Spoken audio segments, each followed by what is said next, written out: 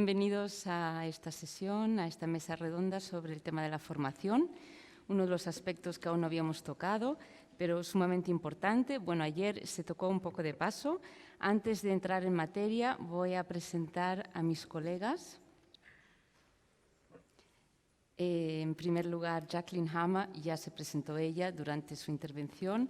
Mencionó muchísimas cosas interesantes a las que vamos a volver. He tomado muchas notas. A continuación tenemos a Javier Hernandez-Saseta, que es licenciado en Derecho, Filosofía y Letras, pero también formado como intérprete. Ha trabajado siempre para las instituciones europeas como intérprete freelance, primero para el Parlamento y después permanente en la Comisión Europea, durante 15 años en cabina española. Después, en el 2010, empezaste a trabajar para la administración del SCIC, primero como coordinador de la presidencia española en el 2010 y después asistente del director general, y hoy día es jefe de la unidad Multilingüismo y Desarrollo del Conocimiento. Muy interesante lo del desarrollo del conocimiento. Espero que nos cuentes de la plataforma que habéis desarrollado precisamente en SCIC y encargado de la formación de futuros intérpretes y relaciones con las universidades, porque es muy importante, creo, que las instituciones cooperen estrechamente con las universidades. A continuación tenemos al doctor Claudio Fantinuoli, profesor e investigador en la Universidad de Mainz, Germersheim, Alemania. Y por cierto que tenemos como idiomas inglés, francés, español, pero también alemán pasivo. Aprovecho por si quiere decir algo en alemán. Él mismo es intérprete, formado como intérprete, pero estudió en la Universidad de Bolonia y, sin embargo, dice que fue intérprete en otra vida, ¿no? Después quizá nos lo expliques en esa otra vida. Hoy día, sin embargo, sigue enseñando interpretación consecutiva y simultánea, pero se dedica sobre todo a la investigación, tiene un doctorado en lingüística aplicada y su punto de interés, creo, del que nos va a hablar hoy es la tecnología, cómo se puede integrar la tecnología en la formación y en la cabina. Y a continuación tenemos a Ian Newton, que se formó como intérprete en el stage de la Comisión Europea, precisamente, stage del que nos hablaron en el Pechacucha, Helen lo mencionó, justo cuando el Reino Unido pues, se sumó a la Unión Europea y después trabajó como freelance varios años en Ginebra. En 1990 formó parte de esta casa, entró como funcionario en la OIT. Tuviste distintos cargos en gestión de documentos, conferencias, publicaciones. Después fue jefe intérprete hasta recientemente se jubiló y, sin embargo, sigue enseñando en la Universidad de Ginebra en la Facultad de Traducción e Interpretación. Bien, ahora que he presentado a todo el mundo, voy a decir que en esta sesión sí que vamos a conceder el uso de palabra al público. Los últimos 20 minutos tendremos ocasión de interactuar con vosotros y mencionar muchísimas de las cuestiones o habrá preguntas. Pero antes de empezar yo con mis preguntas, que tengo muchísimas, quisiera daros a cada uno de vosotros 5 minutos para que nos expliquéis de qué nos vais a hablar o para qué es lo importante para vosotros al hablar de formación, de qué nos queréis hablar hoy día en esta sesión. Empezamos por ti, Ian.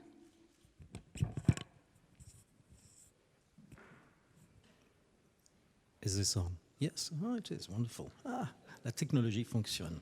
It's very reassuring. First of all, actually, can we just have a moment's thought for the student interpreters? Most of them are students, some of them are recent graduates from the University of Geneva.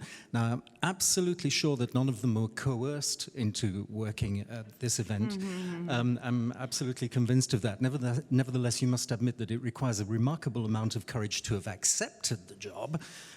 So a moment's thought for them. Now, I must admit, have liked to have talked a little more about the origins of simultaneous and also the embryonic training course that was set up here in connection with that back in the ILO. I hesitate to do so quite simply because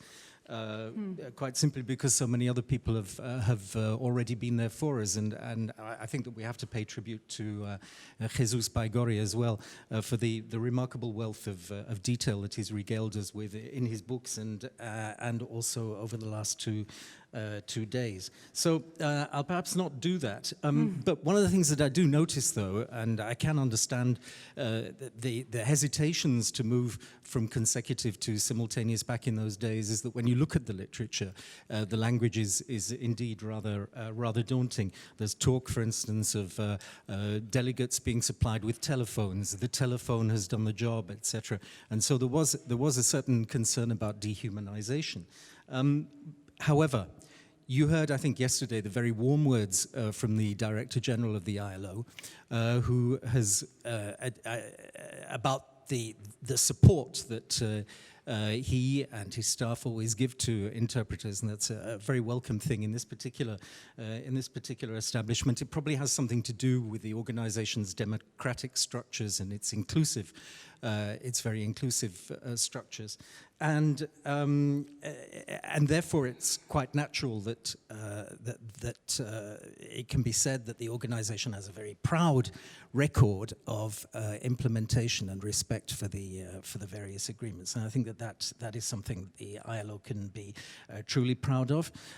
It's coming back, however, a little to training. I would have liked also to have talked about my experience in the European Commission. You'll cut me off when you feel as though it's right, and then perhaps say something about the way in which the ILO still continues today to support various training projects. Thank you, Ian. We will come back to all of that because the ILO has memorandum of understandings with different universities. We open our booths to practice, but we will talk about it later. Claudio? Yes, I would like to use this couple of minutes to give some thoughts about technology in training, which is my area of expertise. And first of all, I'd like to distinguish between two areas of technology use in interpreting, which is the first one. We've heard many talks about it. Technology used to support training. And I don't have very much to add to the talks we have heard. We know it's there, everyone is using it, speech banks, video conferencing to allow experts to access classrooms in other places and so on, blended learning and so on. And it's a quite nice technology to disseminate knowledge. The other area is teaching language-related technologies for interpreters. There are two technologies, remote interpreting and computer-assisted interpreting. We've heard that both before. In this area, we are doing a lot of progress. We've done a small, colleague of mine, Bianca Prandi, has done a small survey, and we have seen that two-thirds of universities' programs are giving lessons to skills, teaching skills to use remote interpreting and K-tools. But this is technology which is for tomorrow, for the students, the interpreters of tomorrow. I think that training, especially at the university level, should also train the interpreters of the day after tomorrow. And in that area, we are not doing very much, I think, because there is a third technology that I believe will influence our job, not directly like remote interpreting, a K-tool. There are technologies going inside our process of interpreting, but there is another technology which is machine interpreting, or if you want, artificial intelligence as a broad concept that will influence our job. It will influence the perception of people, of clients, what is our job, and it will have an impact on the way we will work, because it will be a sort of concurrent in the years to come. So I think that we should a bit rethink our curricula, at least at the university level, introducing such buzzwords, which are buzzwords for us, deep learning, neural networks, artificial intelligence, and so on, so that we interpreters start to have knowledge, informed knowledge about these topics, so that we can explain, we can work on these subjects that will come in the next years and influence the public, the general public, not in the way we are doing it now. We are just saying, our interpreting is so complex, machine will never do it. I don't believe this. I believe we will have machines that will do some sort of interpreting, probably in a bad quality, but we talked yesterday about quality, which is quite a debatable subject, and we should start to inform now our students, ourselves, the trainers, about this technology for the future. It's not tomorrow, it's after tomorrow, but after tomorrow, as you know, will come. Thank you, Claudio. We will come back to what you said. So the competition, I think, with machine interpreting, I think there's no consensus on that. It's something evolving. It's something we could discuss. Also, these buzzwords, sometimes we talk about artificial intelligence, we use them, and we don't even know what we mean or what it implies for training or for our reality as a profession. So that's definitely some things I would like to come back to.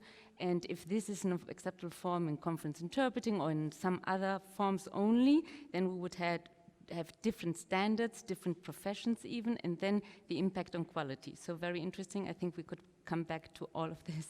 Javier, por favor. Muchas gracias. Muchas gracias, Mónica. Bueno, lo primero que quiero decir es que como intérprete de formación, de profesión y de corazón, estoy encantado de estar aquí. Estoy encantado de poder compartir este panel con estos insignes profesores. Sé que no estoy por ser yo, sino porque represento a la Comisión Europea. Y la Comisión Europea, en estos 100 años de interpretación de conferencias, ha estado asociada a esta historia nada más y nada menos que 60. O sea que, en fin, miro aquí a mi directora general, que está también a un antiguo director general honorario. Creo que en estos 60 años algo habremos hecho y algo habremos hecho bien en la formación de intérpretes, a pesar de que no somos una institución de formación, somos empleadores simplemente, ¿eh? Pero en un momento quedó claro que las instituciones, y en particular la Comisión, tenía que entrar en el campo de la formación porque a lo mejor el mercado no estaba produciendo lo que necesitábamos. Y así fue como surgió el stage, el famoso stage, del que Helen ya ha hablado, ha dado unas pinceladas, y efectivamente podríamos hablar muchísimo sobre el stage. Fue una máquina de creación de intérpretes acelerada, con una serie de características muy particulares, pero lo más alucinante era que en 6 meses se conseguía coger a personas que no tenían nada que ver con la interpretación, que no sabían nada de interpretación. Eso sí, tenían conocimientos lingüísticos, eran buenos comunicadores, tenían una buena formación universitaria, pero no sabían nada de interpretación, y en 6 meses estaban trabajando en cabina al más alto nivel. Y aquí tengo 2 buenos ejemplos, ¿no? 2 de mis copanelistas son hijos de aquel stage. Entonces, quiero rendir tributo a aquel esquema de formación que realmente fue extraordinario. Luego resultó que llegaban a mediados de los años 90, cuando iban a llegar nuevos Estados miembros con muchos idiomas nuevos, la Comisión se dio cuenta de que no podía seguir con ese esquema porque consumía demasiados recursos. La mitad del servicio iba a estar formando a la otra mitad, era imposible. Y entonces fue cuando se decidió ir hacia el exterior, ¿no? En ese ir hacia el exterior, las instituciones europeas fueron muy activas, primero en la generación del EMCI, el European Masters in Conference Interpreting, un consorcio de universidades que decidieron juntarse para crear un currículum común y aplicar una serie de criterios y un esquema para formar intérpretes según las reglas de State of the Art, ¿no? Según lo que la comunidad de intérpretes entendía como que era lo que había que aplicar, ¿no?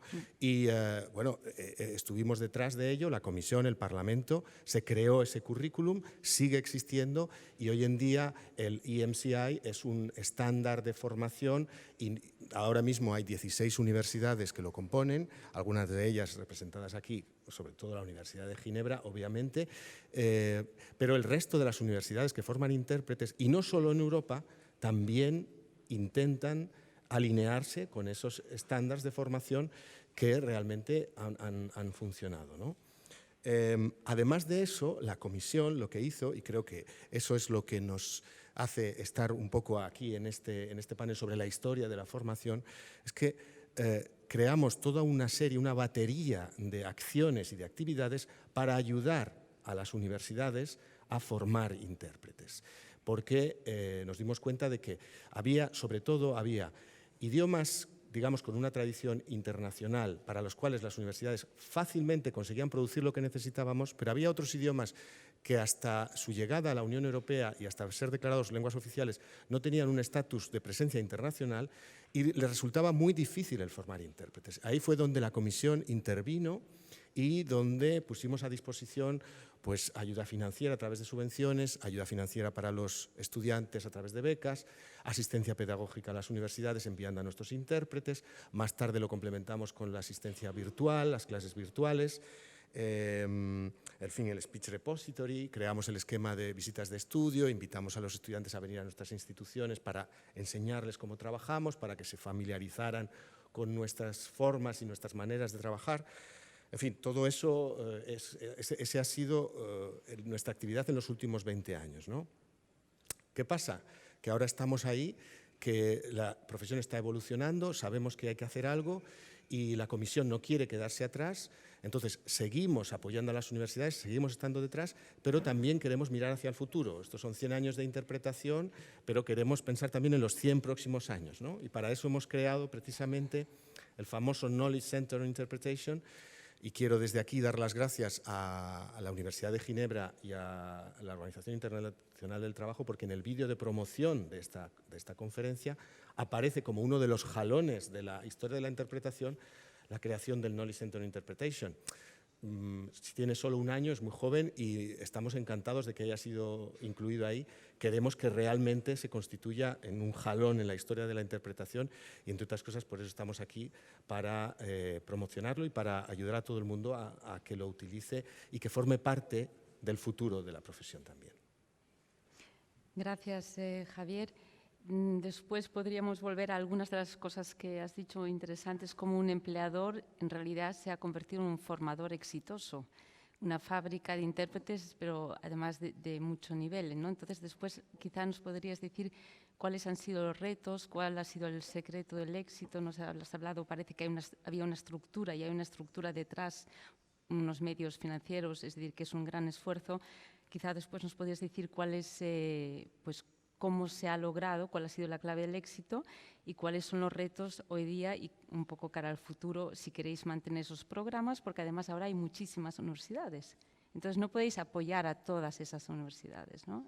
Porque ya solo en España creo que fue Jesús que nos mencionó, nos dio la cifra de 47, si no me equivoco, 30, ya son muchísimas, con distintos programas. Tú has dicho todo el mundo toma el EMCI como punto de referencia, pero después las diferencias a la hora de la verdad en formación son muy distintas porque sigue habiendo también el componente humano de quien te forma.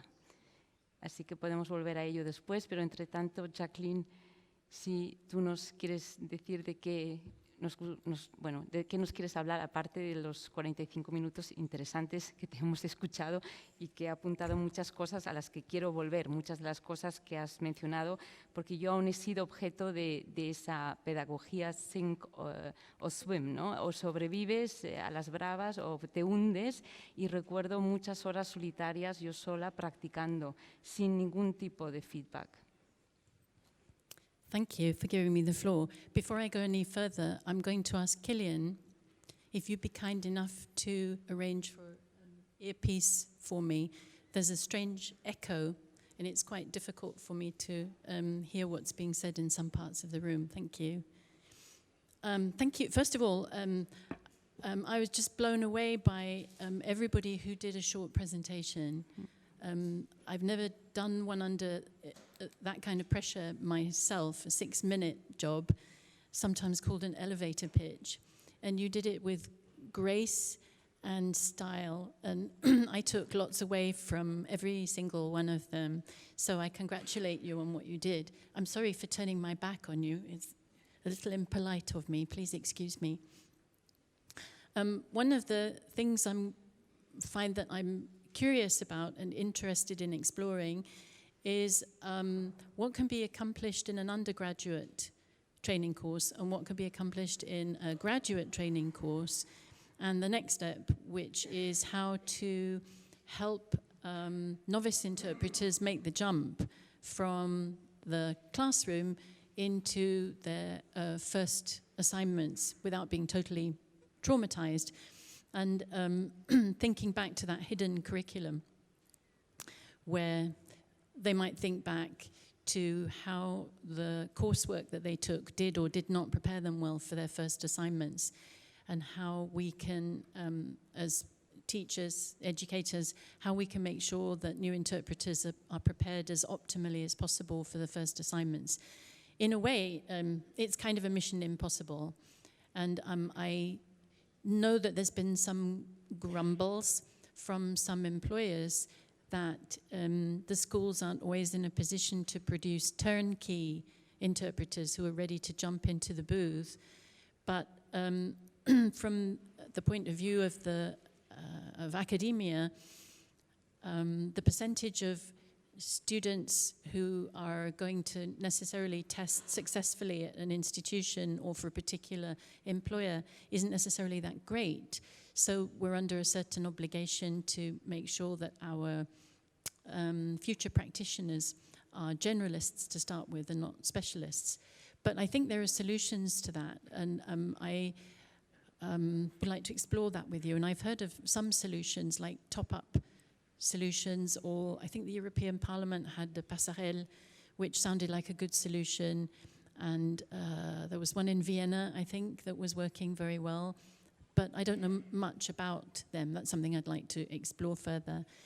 I don't know, would you please interrupt me, but I do see a different role for a bachelor's level course. When I mentioned that the IEC standard is to train interpreters at graduate level, I do agree. It's just that I do see a role for a bachelor's BA being something very different, because the candidates and the students are very different. They have very different profiles.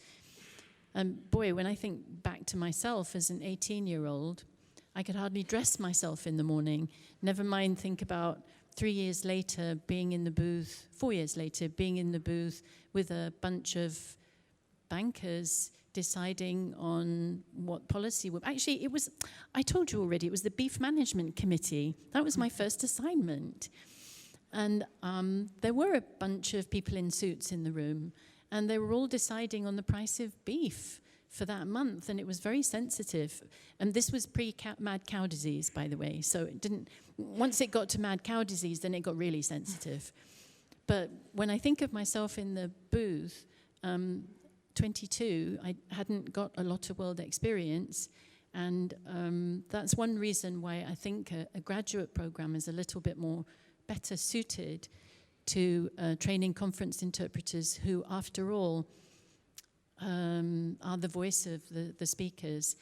They have different profiles, and if I have the opportunity, I'd like to explore that with you in more depth. But I'll hand the floor back to Mónica at this point, if I may. Gracias, Jackie. ¿Por qué no empezamos por lo último que acabas de mencionar? ¿Y por qué no le doy el uso de la palabra a Ian para reaccionar a lo que acaba de decir Jackie? Porque Ian enseña en la Facultad de Traducción e Interpretación aquí en la Universidad de Ginebra, que tiene un programa de posgrado, Masters.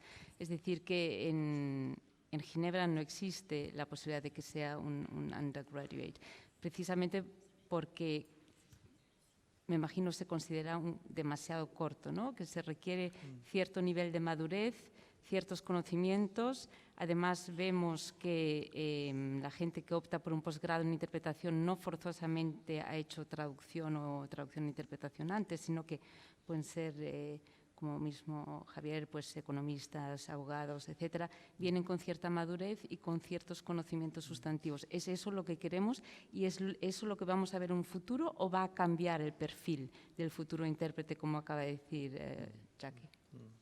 Well, actually, first of all, if I may, I'd like to come back to the question of the passerelle that Jackie was talking about. And after Javier's very useful description of the structure of the stage that regrettably has been disbanded, he described the fact that it was a remarkable achievement that it was possible to train high-level interpreters within a period of 6 months. Now, of course, that is the major advantage of an in-house program. There's absolutely no doubt about that. And indeed, I can remember the day that I was recruited.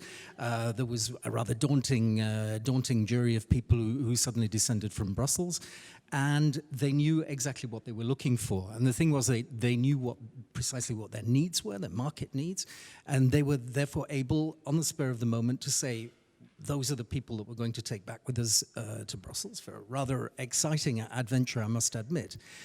Nobody, however, I think would really claim that after 6 months of very intensive, very rigorous training on the stage, that any of us were high-level interpreters. We know that, for instance, the great advantage was that when we came out of the stage as graduates, we were then assigned to the booth day in, day out. And that meant within a relatively short period of time, within a year or 2 years, we built up a certain amount of real experience of the workplace that was invaluable, which gave us, of course, a certain self-confidence.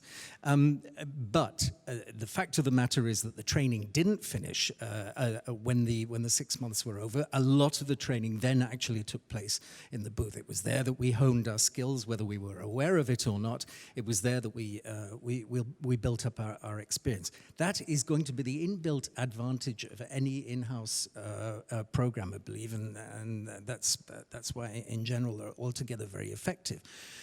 Now, I benefited from such a program myself, but of course I teach in a public university, and there, of course, we're in a totally different environment where one of the difficulties is, as somebody mentioned earlier today, that sometimes such establishments can't even apply an admission test for legal reasons, and certainly in the University of Geneva as well, we're bound by a number of legal regulations.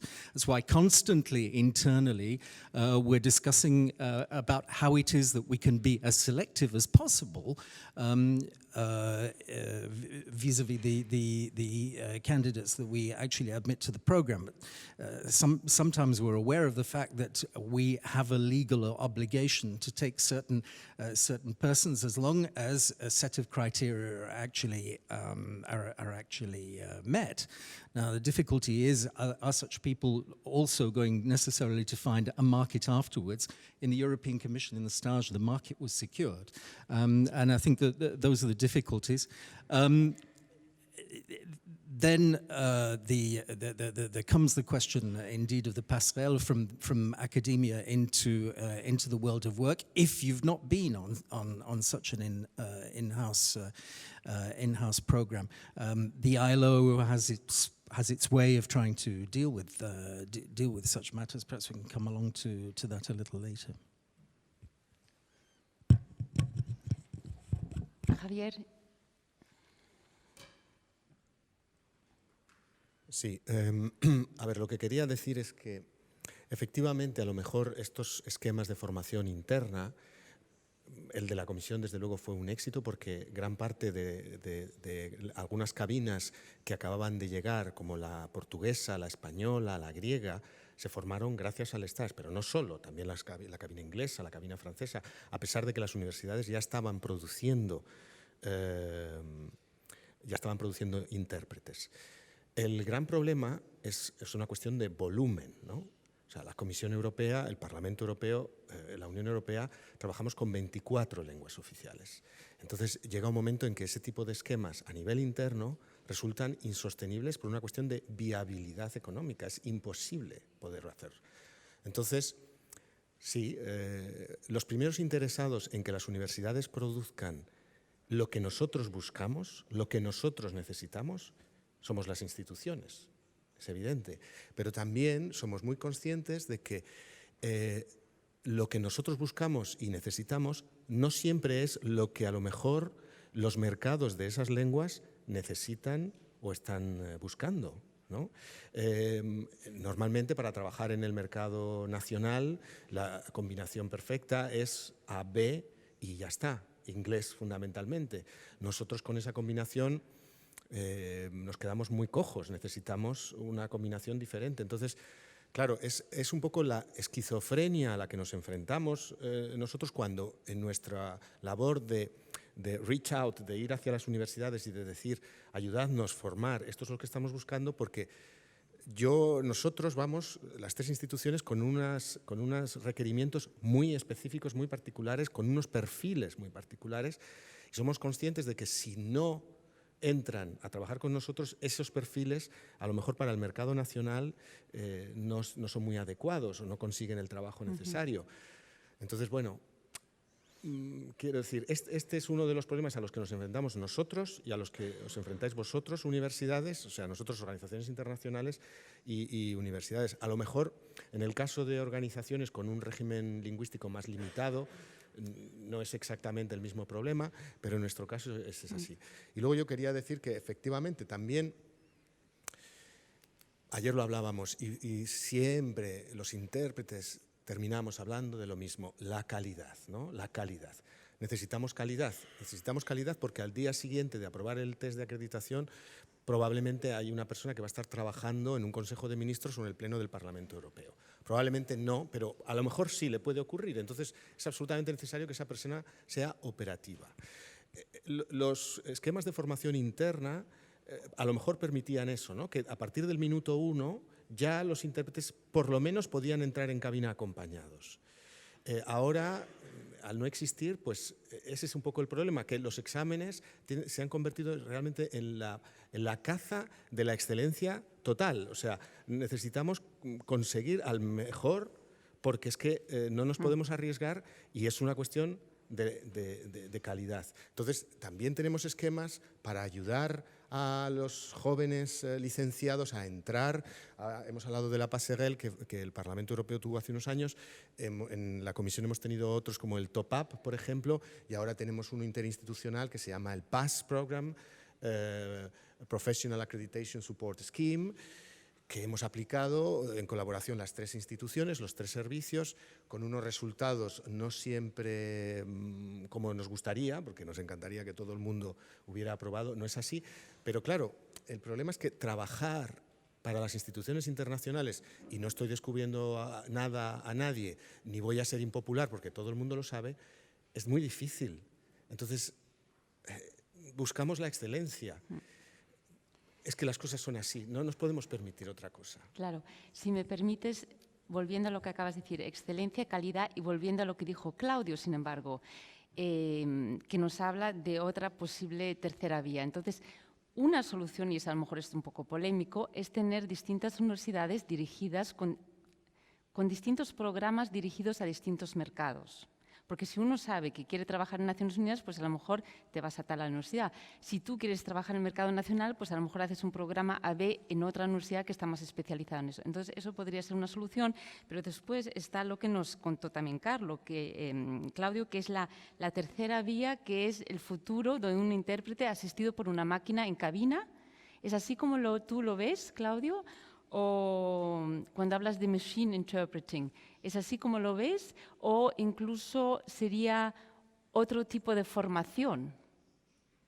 Y después ya voy a ir acabando porque quiero ofrecer la palabra al público y quisiera también volver a algunas de las cosas muy interesantes que se han dicho en el Pechacucha brevemente. Por ejemplo, si las universidades estamos formando para los desafíos de hoy día como velocidad, si realmente no hay ese famoso training gap, es decir, si nosotros en las organizaciones vivimos en nuestra torre y después las universidades están construyendo lo suyo. Pero ese es otro debate que quizá después podamos volver a retomar. Y Claudio, a lo mejor tú nos puedes decir ¿cómo verías Machine Interpreting? Muy bien, dices que nos tenemos que preparar, pero entonces, ¿cómo nos preparamos? ¿A nivel universitario o y cómo funcionaría en la práctica? ¿Cuál es tu visión? You can't prepare yourself for machine interpreting in the sense that you can prepare yourself for students. Sorry. You can't prepare students for machine interpreting in the sense you can prepare them for computer-assisted interpreting and for remote interpreting because that will be part of their job. Machine interpreting will be an enemy, if you want, trying to take out jobs from interpreters. So what you can do is make students or the generations aware of machine interpreting, what it is, what are the limitations, what are the potentials of machine interpreting. So I'm quite sure that we will enter in years, I don't know how many years, a stage where we will have to live together with human interpreting and in some contexts, in some areas, in some settings, machine interpreting. At that point, you need persons, you need interpreters, you need the community, which is made of us, but it will be made of the next generation, the community of interpreters, knowing such technologies from a very, not superficial, in a superficial way, but in a informed way, in order to make decisions, to take a position in this respect, to consult, to give information to clients, to say, in this area, probably you are okay using such a tool. In this area, no. Why? And give this not just because we love our job and say, we have studied so long to become interpreters and interpreting is so complex. Don't use a machine. You have to give other explanations and other things, and you can give them only if you have been trained in knowing things. If we agree that we are in a society of a knowledge society, it's important that, and I think we agree in this, we must agree also that our profession must have knowledge about such topics. And such topics are not very easy, I know, but university at least, with master degrees, should try to integrate such subjects so that make them digestible for students so that they have knowledge about this. It's a different perspective if you have training in an institution. You have a very specific goal. Universities should have a broader approach, and this will be part of our profession in some way, so we have to cope with it. And knowledge is the best way to start, and we haven't started now, so we should, I think. Pero a lo mejor aún no hemos empezado porque aún no hay mucho conocimiento, no hay conocimiento maduro, datos, experimentos con Machine Interpreting que nos permitan hacer ese ejercicio, ¿no? ¿Cómo vas a prepararte o hablar de algo cuando los conocimientos aún son incipientes, cuando es algo que está aún en mantillas? ¿O tú lo ves como algo que viene en un futuro, pero claro, cómo prepararse, pero no podemos conocerlo aún porque no tenemos esos conocimientos, ¿correcto? We can start to think forward. University should have the goal to think not only for today but for tomorrow. We don't know many things, of course. I don't know what will be interpreting or the market of interpreting 10 years or 20 years, but we can start discussing it and spreading knowledge about this. Mm-hmm. And knowledge is also, I think, technical knowledge about these stuffs. If I'm informed well, one of the best universities in Italy, it has nothing to do with interpreting, is the Bocconi in Milan. They train, if you want, the next political, economical elite of Italy. And they have in the curricula machine, if you want, coding, let's call it, coding, machine interpreting such subjects, even if the people there will never open a computer and write a code in a machine language. But it's the knowledge that they acquire through even practical experience that will make them more having a more broader way to see society and changes. And in our more small world, we should do the same, trying to understand what's happening through knowledge, and it's possible. Gracias. Nos queda solo un cuarto de hora, entonces yo creo que ahora deberíamos darle la palabra al público, a no ser que tú, Jackie, quieras reaccionar brevemente a lo que se dijo, porque tú eres experta en el diseño y la elaboración de programas educativos. Es decir, que tú a lo mejor nos puedes decir cómo ves factible integrar esta preparación cara al futuro, la adquisición de conocimientos, lo que acaba de decirnos Claudio, ¿no? Pero inmediatamente después me gustaría, ya veo que hay algunos pedidos de palabra, la gente que quiera intervenir puede levantar ya la pancarta y empezaré a conceder el uso de la palabra porque creo que hay bastante interés. Brevemente, Jackie. Thank you for giving me the floor again. And I hope this afternoon maybe I could ask you to describe, Claudio, exactly a scenario with computer interpreting. I remember, I know that the US military has been using a handheld device for decades called, what was it called? A handheld translator, which sounds pretty sexy, but it's actually just like a microphone, and it's based on a small corpus. So if you were an unfortunate soldier sent off to some ghastly place where you had to wake somebody up in the middle of the night, you could say, open the door, wake up. And as long as that was in the corpus, then your handheld device could actually say the same thing. But if you wanted to say, I'm sorry, please open the door, you couldn't necessarily do that. So I know we've moved on from there. And I know that 3 weeks, I think, before I left, in an adjoining town where there's a large migrant Spanish-speaking population from Central America, they were experimenting with voice to text, which I think came up in Spanish. But part of the problem is that I think that quite a lot of the population who needed the Spanish aren't literate, so they wouldn't be able to read it, and it was on a screen. So, but it doesn't mean that these things won't move forward, and this afternoon we can talk more about that, perhaps. I'll just conclude with a couple of remarks about why I like being involved with a graduate program. And the two main reasons are, with graduates who kind of know where they're going and why they're there, you can engage in collaborative design, collaborative course design or program design, which is sort of a chance for them to bridge that gap between the classroom and their first assignments, because they take full responsibility for what happens in an event, such as, I think I pointed out to you the blonde young woman on one of the slides who's chief interpreter for the whole semester for a content-based instruction course, which was Challenges for the European Union. And the language students, let's say, content-based instruction is a combination of students who are interested in a topic and they'd like to learn more about it in another language, and another group of students who are language students, but they want to improve their language by learning about another topic.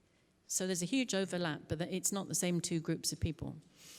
But those two groups of people collaborate and have summits, if you like, once a month on a European Union challenge, which is interpreted by the student interpreters, who have to be just as well prepared, because the students who are actually debating will get very angry with them if their viewpoints aren't reflected correctly. And as their supervisor, I see myself as a supervisor rather than a teacher at that point. I can just step back and watch them shouting at each other. Or sometimes I could step in and say there might be a better way of resolving this next time. And then it would be up to the chief interpreter to run with it and see if she can manage the team more efficiently next time. So it's just one tiny example of how there are things that can be integrated into a graduate curriculum that you couldn't do, would be totally inappropriate in an undergraduate curriculum. So I'll leave it at that. Thank you. Gracias, Jackie. Vamos ahora a empezar a conceder uso a palabra. Hay muchos oradores, así que os pido que seáis breves. Señor Thierry, por favor, adelante. Está en el uso de la palabra. I'll be brief because I have two brief questions. The first is that our job as trainers was to pass on a craft, something that we know how to do. The first thing that a craftsman usually does is to demonstrate what he is teaching. And that's why the second class in consecutive, I did a consecutive myself. And that's extremely informative because A, it's very scary, B, because I had a reputation to lose, B, the students are very, very quick to spot mistakes, and C, it's very useful to show that even a professional interpreter with a number of years of experience is not perfect, and this helps. And in simultaneous, being in the booth, either with or without a student, can be extremely informative as well. So my first question is, do our distinguished trainers, are they used to doing the same kind of thing? In other words, demonstrating what they are teaching. And my second question is, I have a fantastic admiration for the job being done in the booths. And I'm told that there are students. I want to know whether the ordeals that they are sometimes subjected to by some of my distinguished colleagues when they're speaking, particularly in the 6-minute sessions, are part of their training, because they're subjected to ordeals that as professionals we would probably refuse to accept. Thank you very much.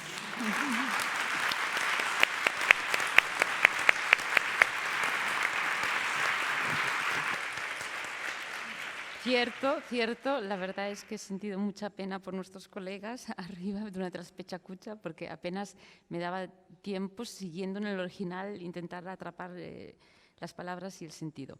Bien, Cristina Ferraz, por favor. I've heard a lot about training the future interpreters and training trainers, but how about training the experienced interpreter? Because I myself feel like I need some additional training with all the technology that's coming up and was not there when I was studying in 2002. So is there anything designed for that, or should I just go back to school and start from scratch again? That's my question. Thank you.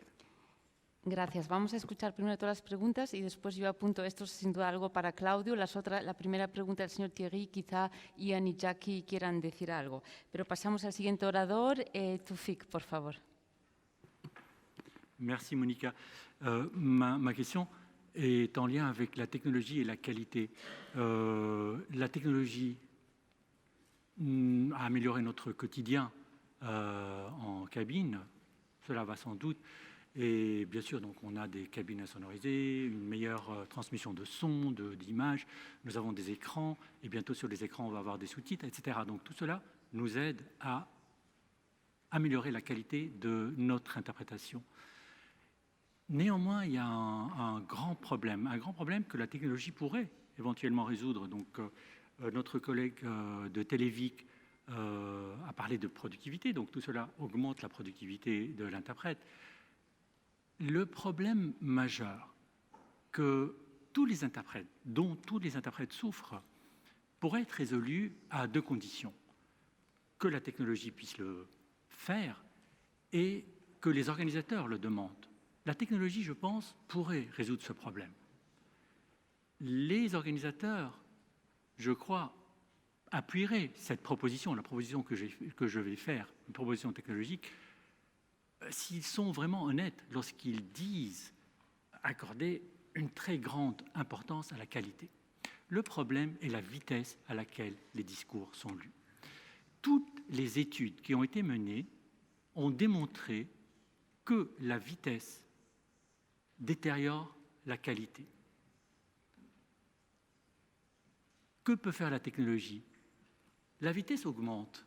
Une étude des Nations Unies a prouvé que les interprètes traduisent 60% de plus de mots en une demi-heure qu'ils ne le faisaient il y a 20 ans. 60% de plus. Donc si on parle de productivité, la productivité est là. Mais la qualité. Dans beaucoup d'organisations, et pour la meilleure gestion du temps de parole, on a introduit un système de traffic lights. Donc, lorsque on donne 2 minutes, donc on a limité le temps de parole, 2 minutes, ça passe du vert à l'orange, au rouge, et puis on interrompt le participant. Et on le félicite lorsque, au lieu de parler 2 minutes, il a parlé 1 minute 57 secondes, 1 minute 30 minutes. On le félicite, non pas pour le contenu, pour la communication, mais pour avoir parlé trop vite. Quelle est la proposition? Et je pense que Televic ou Bosch ou d'autres pourraient nous dire si c'est faisable. Des micros dont on pourrait équiper toutes les salles dans les organisations internationales, dans le système des Nations Unies et à Bruxelles, des micros qui, eux aussi, lorsque la vitesse est normale, sont verts, lorsque la vitesse devient peu soutenable, deviennent orange, et lorsqu'elle devient insoutenable, devient rouge, donc tout le monde le voit, et l'orateur le voit en premier, et puis, à un certain moment, le micro coupe. Donc, technologiquement, est-ce que c'est faisable?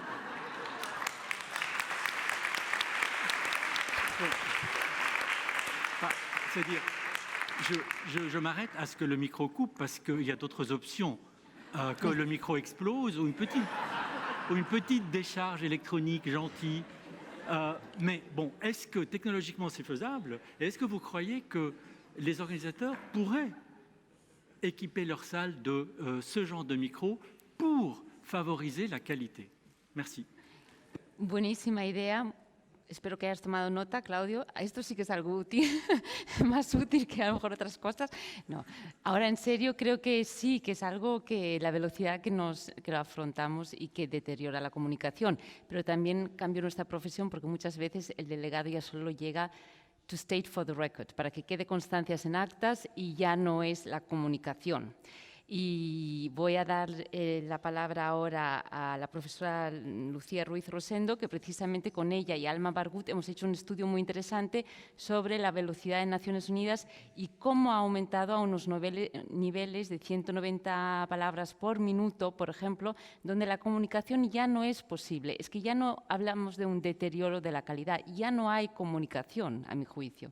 Lucía, por favor. Sí, yo voy a hablar en español. Me gusta hablar en mi lengua materna. A ver, yo es que mientras que esperamos a que la tecnología se vaya desarrollando, hay retos como la velocidad, como los acentos, como los nuevos formatos, la lectura de un texto a toda velocidad combinado con el acento, el trabajar sobre un texto en simultáneo combinado con el acento, combinado con la velocidad. Entonces, yo quiero preguntar a los panelistas si ellos de verdad creen que eso se está teniendo en cuenta en la formación y si no consideran, no sé, su opinión sobre la posible laguna. Digo posible porque no he hecho ningún estudio, o sea, es simplemente una percepción porque yo trabajo como profesora, como investigadora y en cabina. Y he visto que esa brecha, y no sé si ustedes pueden dar más información al respecto, nuevos formatos, simultánea con texto, simultánea de texto de trabajo, velocidad, bueno, a la velocidad de la luz y además acento y una combinación de todo, ¿no? Entonces, ¿qué opinan al respecto sobre eso que vengo observando? Y una pregunta breve para el señor Fantinuoli, que decía que 2/3 de los programas universitarios enseñan la interpretación a distancia y las KI tools. Me ha sorprendido, la verdad. Me gustaría que me dieran más elementos sobre la metodología de ese estudio, qué escuelas se han consultado, qué tipo de instrumentos se enseñan y cómo se enseña la interpretación a distancia, porque no es sencillo.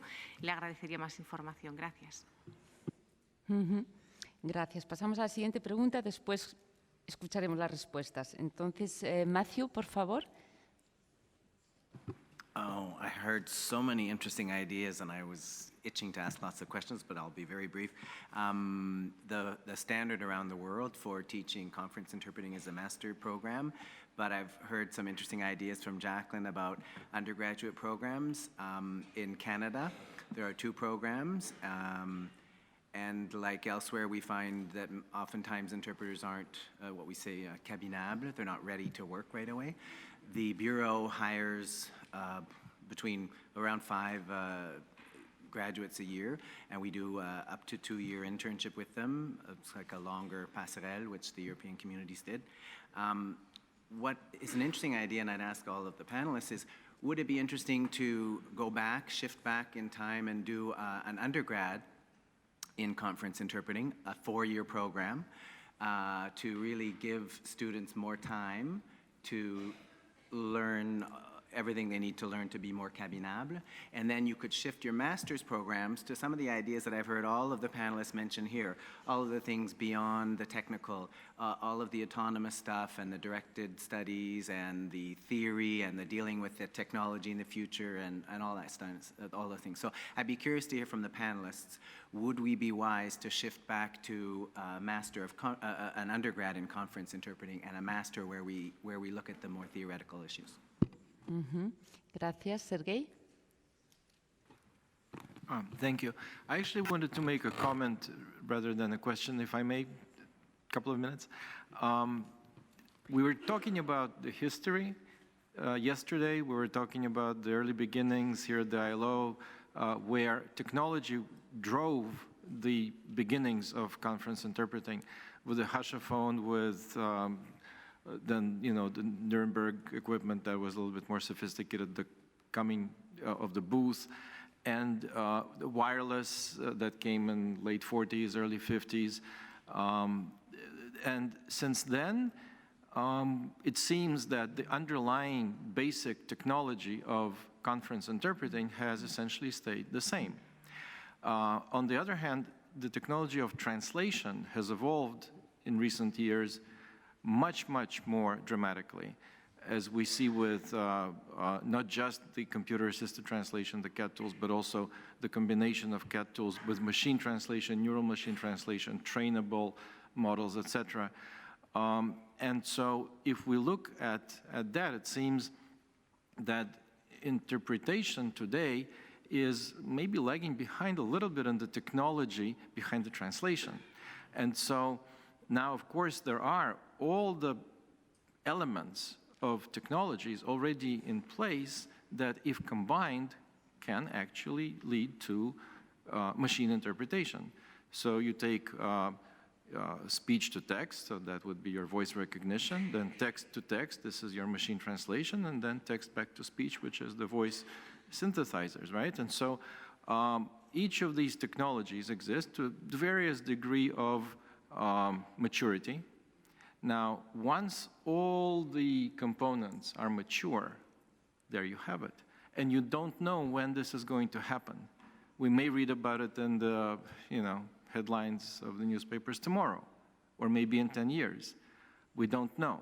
Because if we do not pay attention, it will come and hit us as a surprise. So I cannot agree more with Claudio in terms of, yes, this is something that we need to follow and watch very, very carefully. We need to understand how these systems work, what is the potential scope of use of these systems. Again, drawing the analogy back with machine translation or computer-assisted translation, let's say when I went to school, we had one of the subjects was business translation of business correspondence. Who in their right mind today will use the services of a translator to translate emails or look up a web page? You would definitely rely on all these underlying engines there in the machine translation. We're comfortable doing that today. So think about the analogy for interpretation. There already are these little devices that you can use, the apps on the phone, right? That you can. When I was in China, I was able to communicate with the driver to be able to ask, please wait here for a few minutes, and etc., using an app on the phone, machine interpretation. So it's a use case, and that field is going to expand. There will always be, I am confident of that, the elite interpretation in situations where nuance is important, and yet the sphere of utilization of machine interpretation will be growing and expanding as well. Thank you. Thank you for the comments, Sergey. Yes, I mean, we could talk hours about that, right? It's a long, I mean, it's an interesting subject. Perdón, estoy totalmente de acuerdo con que hay que, desde luego, seguir de cerca el tema. Estar muy pendiente de la evolución porque no sabemos cuán rápido va a ir y tenemos que estar preparados. Eso sí que creo que prácticamente hoy día todos estamos de acuerdo. A la derecha no veo quién es, la señora vestida de negro, por favor. Está en uso de palabra. Thank you. My name is Sarah Hickey. I'm a conference interpreter and the chief interpreting researcher at NIMSI Insights. We've conducted some research in the area of machine interpreting, just starting out really and doing a bit more in-depth research in the next few months because the area is actually rapidly expanding. There's a lot on the market, and while it's certainly not flawless, it is working. It works, and some can be accessed for free as well. That being said, I don't think we need to be afraid at all, because I think machine interpreting will never replace all instances of interpreting, but it can rather expand the market, and that can be something amazing, because we also need to ask ourselves if language access is something elitist and exclusive, or if we want to be inclusive. Gracias. A la izquierda, por favor. Thank you very much. I'm Olga Egorova. I represent Moscow State Linguistic University, Astrakhan State University, and the International Federation of Translators. I would like to ask the panelists and maybe comment a bit, just 1 minute, and to draw our attention to the fact that, in my opinion, one of the most dangerous gaps that we may be facing now at universities is the gap between a trainer and a student. Because with all these technological developments, perhaps the students know more than some of the trainers. That's why it's even more important now and today for international organizations, for partners, for our partners, university partners, all those present here, to pay even more attention to being in constant contact with the trainers. And this way we can also deal with these innovations faster. For example, if we talk, I completely agree with Claudio, who talked about machine interpretation and all these things. In order to, Claudio mentioned that machine interpretation is more or less an enemy. So what's the better way to deal with an enemy than to explore, to research the enemy from inside? And this is the best way to do it, in my opinion, is, for example, to develop more and more master theses, master papers devoted to the newest trends and newest problems and newest developments. Otherwise, our students can ask us, well, you are training us to become interpreters, but perhaps, as we read in papers, in 5 years' time, there will be no need for us, no market for us, because everything will be done by machines. So if the panelists see, or agree with me, or see other possibilities and ways to make teachers, new generation teachers and new generation students closer to each other, so perhaps there are other ways. As I see it, for instance, several years ago at DGSCIC University's conference, there was a presentation about smart pen, if some of you perhaps remember. What we did after that, one of our master theses was devoted to this, and it was a very good way, in my opinion, to make students better understand what it was, and also to make trainers, not just one trainer, but the whole group of trainers of interpreting in the school to better understand what it was. So perhaps we should deal in the same way with the newer challenges and, first of all, machine interpretation. Thank you. Thank you. I'm getting harsh looks from Killian because we're already overrunning 5 minutes. So I still have 2 speakers. I will very briefly give the opportunity, and then we will briefly still listen to the panel because there were questions, but we will have to be brief and we will have a shorter lunch. But this is very interesting. We should have planned more time for this panel. So Evru, you want, and then Evelyn. I have a quick question. Accreditation tests by international organizations, especially large recruiters, actually have an impact on training. So I'm wondering if the international institutions such as the EU think their aptitude tests are really testing for the, I think Matthew was mentioning cabinable interpreters, or if there are issues that they need to be testing, which will have reflections on training. So. That's definitely for Javier. Evelyn, very briefly, please. Buenas tardes.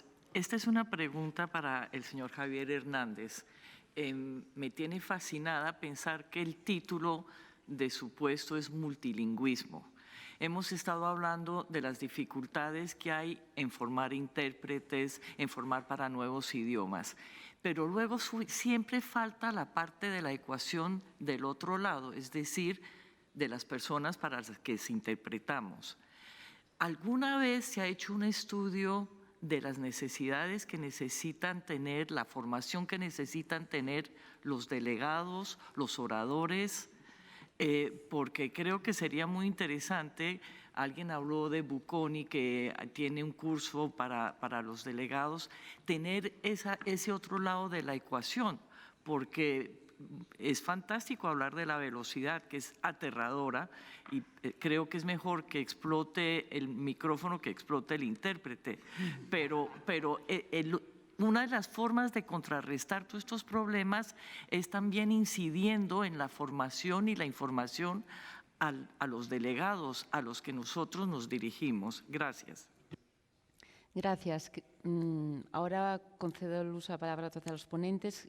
Espero que hayáis tomado nota de las preguntas, ya que había algunas preguntas sobre el undergraduate versus masters, para que sean más cabinable, me gustó mucho esa palabra, para que estén más listos para entrar en cabina. Javier, algunas preguntas concretas para ti. Claudio, también sobre tecnología, por ejemplo, también la metodología de eso que se aplica en esas universidades donde ya se enseña esos programas que mencionaste, que es la pregunta de Lucía. Ian, también sobre la formación, había algunas preguntas del señor Thierry, entonces si podéis rápidamente reaccionar. Empezamos por ti. Thanks for giving me the floor. I was intrigued by your comment about productivity. I have a colleague who some of you might know, Laura Burian, who's a concert violinist. When I next see her, I'm going to ask if she could increase her productivity by playing more notes when she plays a piece from Paganini. But joking aside, I was also thinking about the idea of how to slow down fast speakers, but I was drifting off into a Monty Python sort of solution, which of course wouldn't be acceptable in the European Union or the UN. The other thing I wanted to say was I completely understand about the importance of doing demonstrations, and I found a cunning way to protect myself. That I tell the students that in advance, I'm going to make all kinds of mistakes, and if they don't point them out, they will have been derelict in their duty somehow. And somehow it's so freeing. I feel that I can just do a demonstration and not worry about anything that goes wrong because it's a teaching opportunity. I did mention that in my workplace, we've managed to set up a 2-semester professional practice practicum, and many of the things that you've been asking about can be integrated, such as you mentioned user training. Again, the chief interpreter is responsible for attending a particular class in advance of event and producing her own working with interpreters guidelines. You can also do quite interesting special workshops on coping with speed if you bring all languages together, because the issue isn't necessarily a problem in all directions. Well, it's not the same problem in all directions. For example, I imagine Spanish into English might be less of a problem with a fast speaker than English into Spanish. Mm-hmm. So it's interesting for learning interpreters and teachers as well to compare results. Or Chinese, for example, we can bring in the Chinese speakers who seem to speak terribly quickly for those of us who don't understand Chinese, but it isn't necessarily the kind of problem that we imagine it to be. It's not a problem of speed at all. It's a completely different issue. So students in a multilingual group can compare solutions. And continuing education, somebody talked about. Yeah, brilliant idea. I did a demonstration with Anna, who you saw on that slide. She had invited 2 of her friends to come in and talk, and they were 22-year-old youngsters, and they were speaking as 22-year-old youngsters from Germany do. I had to ask her to take over at one point, because I don't hang out with 22-year-old German men. I wish I did, but that's a completely different issue. Javier, brevemente, por favor. Bueno, lo de breve va a ser difícil, muchísimas cosas muy interesantes. Con respecto a los test de acreditación, sabemos que son difíciles. Ahora mismo los test de acreditación para intérpretes freelance son interinstitucionales, es decir, los 3 servicios de interpretación de las instituciones europeas los realizan conjuntamente y, por lo tanto, una vez acreditado, uno puede trabajar para todas las instituciones. Entonces, esa maquinaria es un poco, no es muy ágil, digámoslo así, pero estamos en plena reflexión, sabemos que los tests son difíciles, sabemos que el índice de éxito es muy bajo y entonces estamos reflexionando en ver qué podemos hacer pero nadie de momento ha inventado la fórmula para conseguir acreditar intérpretes que al día siguiente sean capaces de trabajar en cabina. A lo mejor no es eso lo que hay que buscar, a lo mejor hay que buscar intérpretes que sean cabina habla y luego buscar otras fórmulas. Pero de momento en eso es en lo que estamos. Y siempre estamos abiertos a hablar con las universidades y ayudar en la medida de lo posible para que los perfiles que nosotros busquemos se adapten en las universidades. Siempre abiertos, siempre en una comunicación constante. Es nuestro principio, ¿no? Y con respecto a lo del multilingüismo, me encanta que le fascine el nombre de mi unidad. El multilingüismo, en realidad, es una de las señas de identidad de la Unión Europea. Es una cosa importantísima. 24 lenguas oficiales. Eso quiere decir que cada uno de los ciudadanos europeos puede hablar su lengua oficial y dirigirse a las instituciones en su lengua oficial. En su lengua materna, quiero decir. Bueno, o por lo menos en una de las lenguas que domina. Entonces, eso es un gran logro de la construcción europea. Voy a hacer un poquito de publicidad, si me lo permite, porque realmente estamos muy orgullosos de eso y eso es uno de los signos de identidad de nuestros servicios.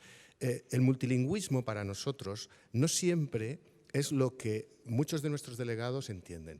Me costó mucho trabajo una vez convencer a un alto mandatario de nuestra institución de qué era exactamente el multilingüismo, pues porque para él el multilingüismo era que pudiera hablar varios idiomas, él, y llegar a una reunión y poder expresarse más o menos en francés o en inglés. No, tuvimos que explicarle, no, el multilingüismo es que usted precisamente puede hablar su lengua materna, porque luego nosotros nos vamos a encargar del resto, nos vamos a encargar de traducirlo a las otras 23 lenguas oficiales. Eso es el multilingüismo para nosotros. Y luego usted ha mencionado una cosa que me encanta que lo haya dicho, porque desde ayer quería yo mencionarlo. Somos todos los que estamos aquí prácticamente intérpretes, estamos hablando de las cosas que nos preocupan en nuestro trabajo, la calidad, la velocidad, la formación, el futuro, pero nos hemos preguntado qué es lo que quieren nuestros clientes. Yo represento al SCIC, se llama mi servicio, ¿no? Es la Dirección General de la Interpretación, pero es SCIC, Servicio Común de Interpretación Conferencias. La primera palabra es servicio. O sea, nosotros estamos aquí para rendir un servicio a unos señores, no para reflexionar sobre lo divino y lo humano con respecto a mi profesión, que me encanta y que conste que soy intérprete. Y me arriesgo aquí a no ser muy popular, lo siento, pero a nosotros nos piden que demos un servicio de calidad y sobre todo un servicio adaptado a las necesidades. ¿Dónde están esas necesidades? ¿Cómo las averiguamos? Es verdad que nosotros hacemos encuestas de satisfacción e intentamos saber si están satisfechos con nuestro trabajo, cómo poder mejorar, constantemente estamos en ello, pero yo, y tengo un reproche que hacer a los organizadores de la conferencia, y lo siento Kilian, lo siento Mónica, 3 paneles fantásticos, 100 años de práctica de la interpretación, 100 años de investigación de la interpretación, 100 años de la formación de la interpretación, pero ¿dónde están los 100 años del uso de la interpretación?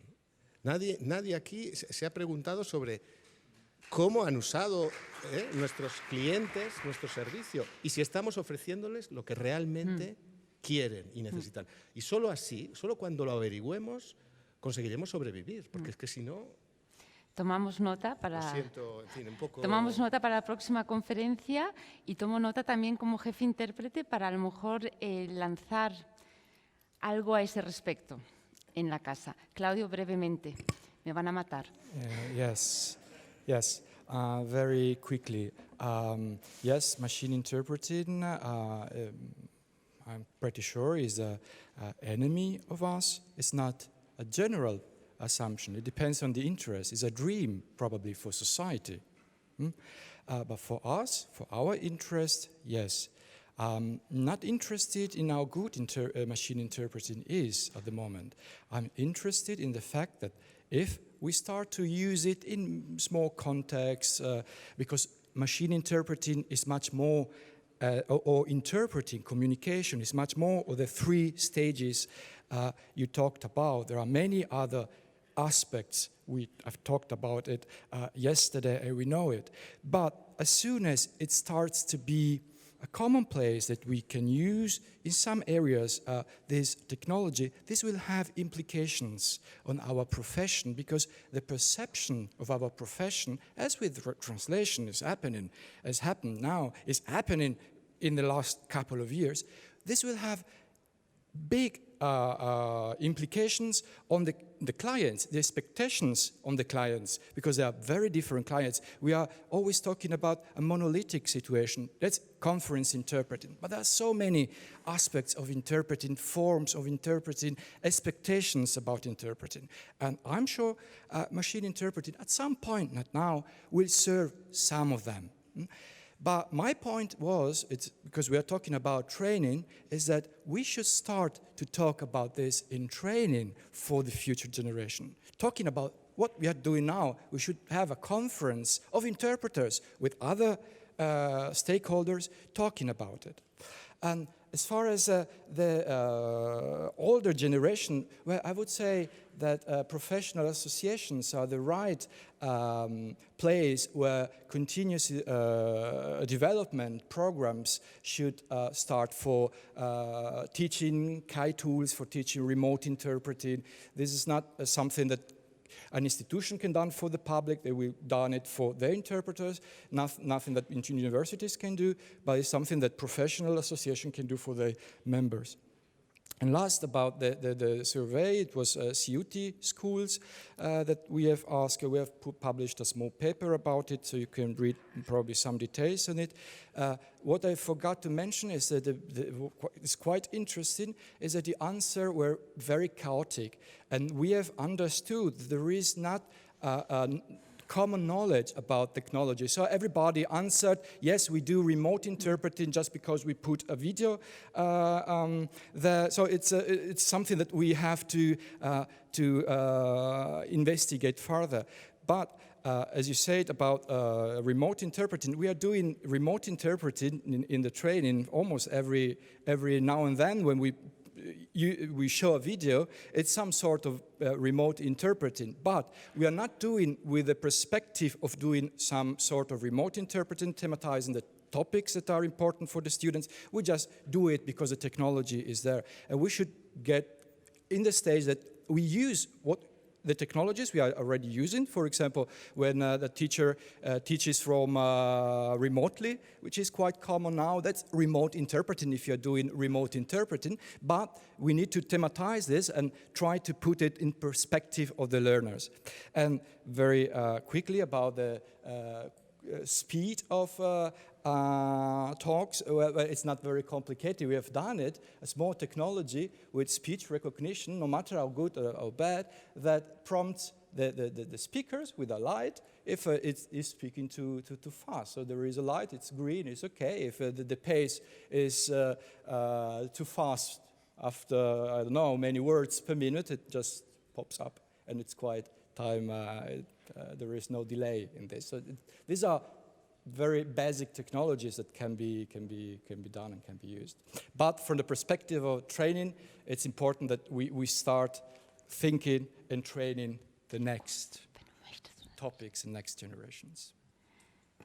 Las últimas dos palabras para Ian, pero dos palabras y ya concluimos y pasamos al almuerzo.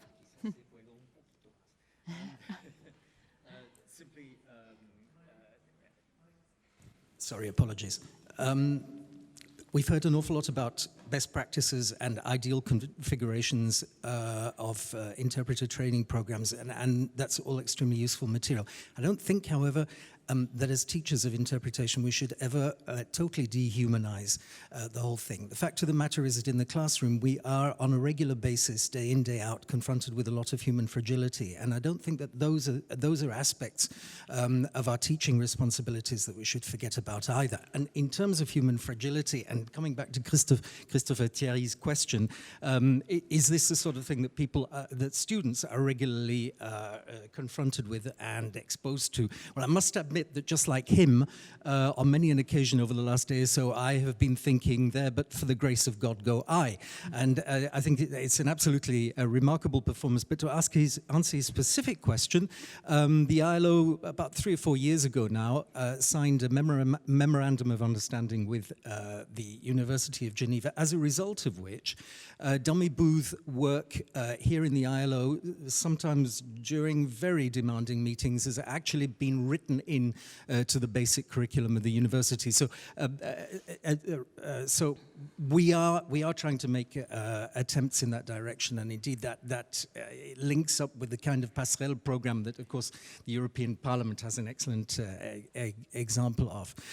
Could I very quickly, since I'm speaking very fast, quickly say something about speed as well? I can remember that when I was on the stage, and Helen Campbell, she's still there, she was one of my teachers.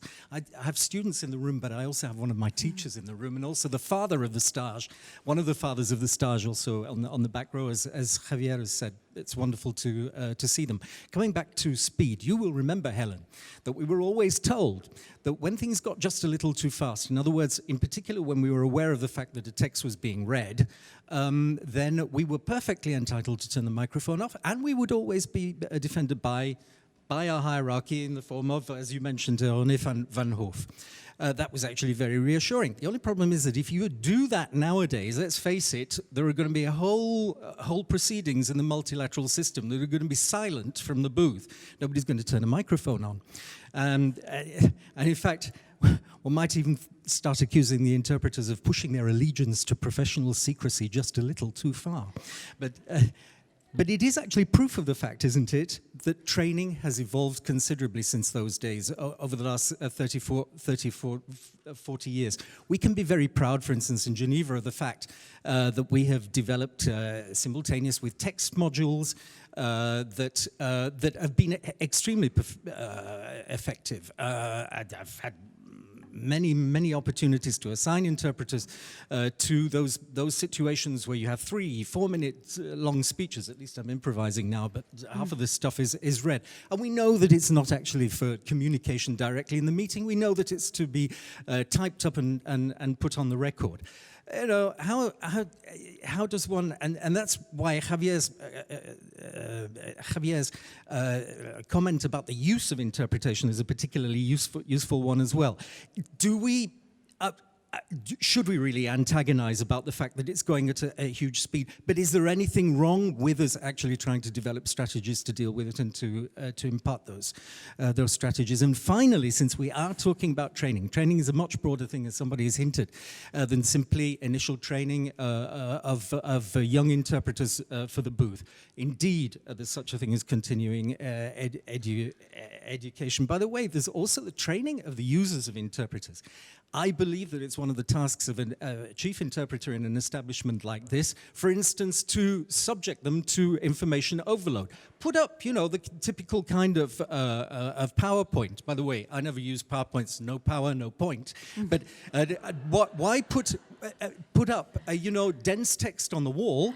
Then you have a speaker whose narrative is, of course, totally detached from what's on the wall, and the interpreter, it's an extra layer of complication for the trainee interpreter. Let's face it, that's something that we also have to train them in. So what I do is I subject ILO, well, I used to subject ILO officials to that kind of thing as well, and say to them, okay, now, read out the kind of text that you hear, and read with exactly the same kind of voice that you regularly hear in a meeting as well, and say, now what did you understand from that? And they sit back and say, ah, yes, indeed. And by the way, finally, but this is really dangerous territory, but we should actually do something, if we're talking about training, about consolidating training of managers of language services. Thank you very much indeed. I'm not going to say anything because it's much too late, and I think everything was said. This was a wonderful panel. I was so lucky to have this panelist, and I think really great. We could have talked for hours. Sorry, Killian.